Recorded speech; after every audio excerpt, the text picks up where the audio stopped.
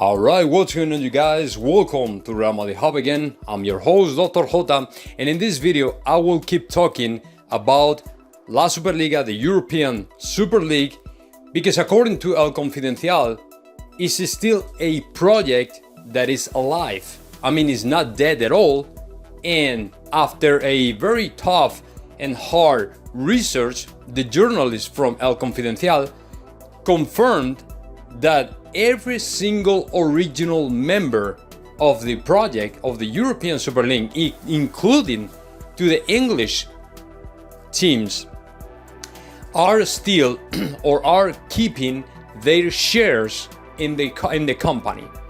So they are still shareholders of the company which covers the European Super League. So that means that Florentino was not lying. He was saying the truth when he came out to the public and say, hey, these guys, although the public statements, the official announcements saying that they were leaving La Superliga, they are still in because they have their money where their mouth is. They have their hands still in the project because they still have the shares. I mean, it's pretty basic stuff. I mean, when it comes to business, it doesn't matter what you say. What is really important is what you do. And what they are doing right now is to keep all the shares in the company, which means that they still have a portion, have a participation in this project. And in my opinion, what they're doing, what they did with all these official announcements that they made, the official statements, the public statements saying that they were leaving this European Super League after all the demonstrations and protests from the fans and all the stuff, when they said, no, we have listened to the fans and now we don't want to be here anymore and we are leaving the Superliga because we believe in the fans and the football is for fans and all this stupid bullshit that they said. They were basically lying, or at least they were trying to, put themselves on a shelter until they know something else.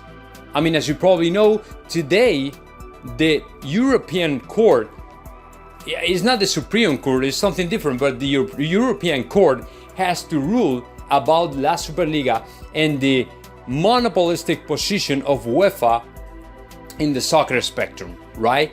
So in my opinion, once they know what the court is going to say or the decision of the court, then they will come out to say, hey, we're here again.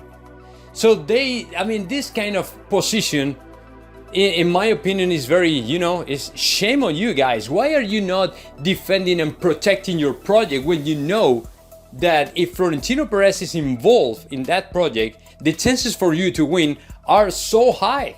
I mean, they should be, along with Florentino Perez, trying to convince everybody that the European Super League is a good project, is a good idea, and is the only way for football, for soccer to survive. But no, they prefer to hide themselves, they prefer to protect themselves, they prefer to go out to the public and the fans and say, hey, no, we are not in La Superliga, but at the same time, we are still owners of the project. We are still owners of La Superliga, of the European Super League. You know what I'm saying? I mean, what El Confidencial has unveiled is a very compromised, is a very, awkward discovery for all these teams, because they have been saying the otherwise. They have been saying and claiming, no, we are no longer in La Superliga, but they are still in. And now they are letting that all the problems, all the people criticizing and blasting to Florentino Perez, they are admitting and allowing to the people to blast to Florentino Perez and Joan Laporta and FC Barcelona and Juventus de Turin and Real Madrid. And they are hiding themselves, which is a shame in my opinion. I mean, they are not helping at all to the other members of La Superliga who are still publicly in the project. I'm talking about Real Madrid, I'm talking about FC Barcelona, and I'm talking about, of course, Juventus de Turin. So they should be ashamed of themselves. Why are you guys not protecting the project? Because you know that it's a very good project. So that's why every time that Florentino Perez goes out of public, and this is the second thing I wanted to talk about, every time Florentino Perez goes out to public and says something, you guys have to believe every single word he says, because he knows a lot of stuff. I mean, he's been around in the soccer spectrum for the last 21 years. And he knows a lot of things. And it's not only that he's one of the most successful entrepreneurs or empresarios in the world, is that he also knows a lot of stuff, a lot of things going on, and a lot of things that happen in the soccer spectrum. And it's almost impossible to cheat to Florentino Perez.